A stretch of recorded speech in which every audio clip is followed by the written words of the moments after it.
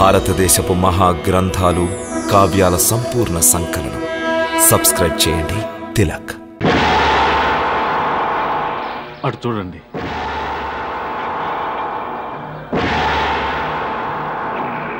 ఆ గుహలోనే ప్రసన్నజిత్తుని సింహం తినేసి ఉంటుంది. శమంతకమణి కూడా ఆ గుహలోనే ఉంటుంది. ఎందుకంటే సింహం పంజా గుర్తులు గుహలోకే ఉన్నాయి. మీరంతా ఇక్కడే ఉండండి. మేము ఆ గుహలోకి వెళ్ళి సత్యాన్వేషణ గావించడానికి ప్రయత్నిస్తాం. ద్వారకాధీశ, తమరు మా యందు దయ చూపి ఇప్పుడు ఈ గాఢాంధకారం అలముకున్న గుహలోకి వెళ్ళకండి స్వామి. సింహం పంజా గుర్తులు మనకు కనిపిస్తున్నాయి. అది ఈ పరిసరాల్లోనే ఎక్కడో ఉండొచ్చు. మనం ఏదైనా సురక్షితమైన ప్రదేశానికి వెళ్ళి దాక్కుందాం. మీకొచ్చిన భయం ఏమీ లేదు. మీరిక్కడే ఉండండి. మేము గుహలోకి వెళ్ళొస్తాం.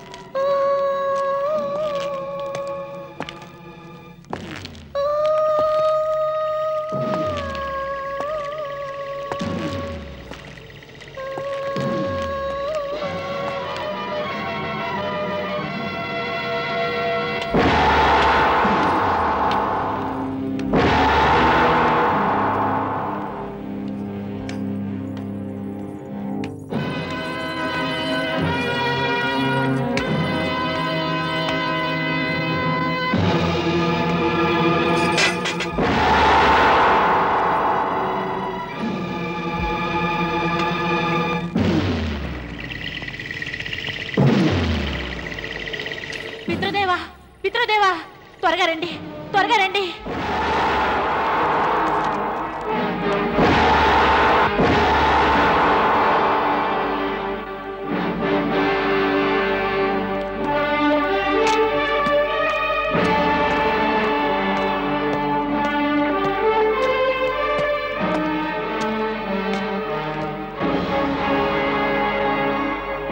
ఎవరు నా గుహలోకి ఎందుకు వచ్చావు? మేము దేవకీ పుత్రులం, శ్రీకృష్ణులం ఈ మణి అన్వేషణలో వచ్చాం. ఎవడివైతేనే ప్రాణాల మీద ఆశ ఉంటే నువ్వు ఇంకొక క్షణం కూడా ఈ గుహలో ఉండాలని సాహసించకు. తక్షణం ఇక్కడి నుంచి వెళ్ళు. ఈ మణి నీది కాదు. మేమిప్పుడు ఇది ఎవరిదో వారికి అందచేయటానికే ఇక్కడికి వచ్చాం. నువ్వు విషయం తెలుసుకో. దీన్ని నేను సింహాన్ని వధించి చేజిక్కించుకున్నాను. దీన్ని అడగడానికి నువ్వెవరివి? ఈ మణి నా కుమార్తెకు ఇష్టమైన వస్తువు. దానిని నేనివ్వను. మణిని ఇవ్వవలసింది నీకు సమ్మతైనా లేక అసమ్మతైనా? అయినా నీవు జాంబవంతుని యుద్ధానికి ఆహ్వానిస్తున్నావా? నీవు ఆలోచన మానుకో. ఆపు నీ ప్రగల్భాలు. మేము ఆ మణిని స్వాధీనం చేసుకుంటాం. ఇదే మా నిర్ణయం. మేమెప్పుడూ లక్ష్యాన్ని మధ్యలో వదిలిపెట్టిందే లేదు. అలాగా? మణి మీది ఆశతో ప్రాణాలను పనంగా పెట్టదలుచుకున్నావా? నీ పేరేమిటన్నావు? కృష్ణుడా? కృష్ణుడు, దేవకీ పుత్రుడు కృష్ణుడు. అయితే తక్షణం నీ తల్లిదండ్రులను ఒక్కసారి స్మరించుకో. ఒకవేళ నీకు అవకాశం దొరక్కపోవచ్చు. చెప్పు, మల్ల యుద్ధానికి సిద్ధమేనా? సిద్ధం కావలసింది ఎవరో తెలుసా? ఆలోచన శూన్యులు. ప్రారంభించు నీ మల్ల యుద్ధం. ముందు ప్రారంభించాల్సింది నువ్వు. ఎందుకంటే నా గుహలో ప్రవేశించింది నువ్వు గనక. లేదు జాంబవంత, ప్రారంభించవలసిన వాడవు నీవు. ఎందుకంటే ముందుగా మమ్ము యుద్ధానికి ఉసిగొల్పావు గనక. అలాగా? నీవు తెలివైన వాడివి. నా పుత్రికే మన జయాపజయాలను నిర్ణయిస్తుంది. అర్థమైందా? నేను ఆరాధించే నా రామలక్ష్మణుడు తప్ప ఇంకెవ్వరూ యుద్ధంలో నన్ను ఓడించలేరు. కనుకనే ఆలోచించకు.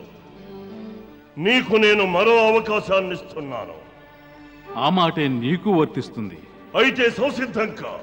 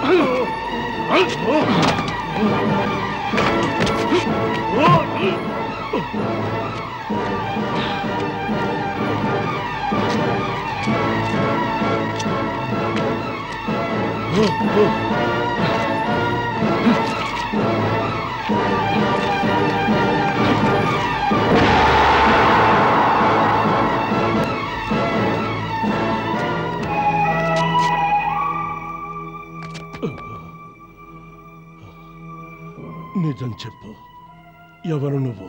విన్నావుగా, దేవకీ పుత్రుణ్ణి, కృష్ణుణ్ణి. వారు నాతో మరోలా విన్నవించారే. ఎవరు?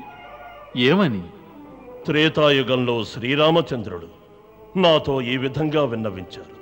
మా కోసం నిరీక్షించు.